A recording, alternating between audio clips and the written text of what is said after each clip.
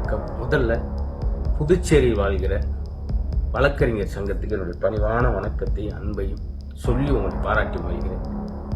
ஒட்டுமொத்த பெண் குழந்தையை பெற்றெடுத்த பெற்றோரின் சார்பில் ரொம்ப அழகான விஷயம் செஞ்சிருக்கீங்க. இன்னைக்கு இதே மாதிரி தமிழகத்தில் இருக்க வழக்கறிஞர் சங்கம் இது மாதிரி ஒரு அறிவிப்பை தெரிவிச்சிங்கன்னா எல்லா பெற்றோர்களும் உங்களுக்கு காலமெல்லாம் கண்ணியப்பட்டவர்களாக, வணக்கம் சொல்லுவவர்களாக, அன்பு மிகுந்தவராக நாங்கள் இருப்போம்.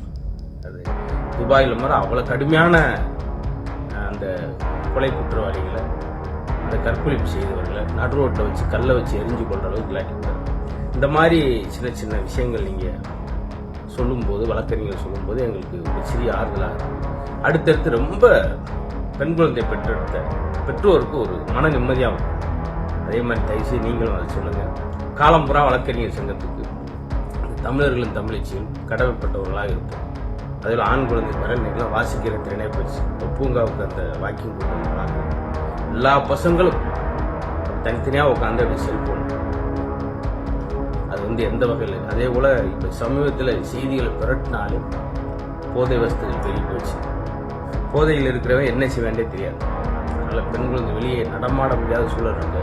இந்த மாதிரி சூழலில் புதுச்சேரி வாழ்கிற வழக்கறிஞர் சங்கம் மாதிரி நம்ம ஊர்லேயும் குறிப்பாக இந்த சிறுமிகளுக்கு ஏற்படுகிற அந்த பலாத்காரத்துக்கு, அந்த குற்றவாளிக்கு நாங்கள் உறுதுணையாக இருக்க மாட்டோம் அப்படின்னு சொல்லி நம்ம தமிழகத்தில் வழக்கறிஞர்கள் தயவுசெய்து அந்த அறிவிப்பை வெளியிடுங்க. அப்போ தான் குற்றங்கள் குறையும். எதிர்காலத்தில் பெண் குழந்தை ஆரோக்கியமாக இருக்கும்னு சொல்லி ஒட்டுமொத்த பெண் குழந்தை பெற்றோர் சார்பில் ஒரு அன்பு வேண்டுகோள் வைக்கிறேன். நன்றி.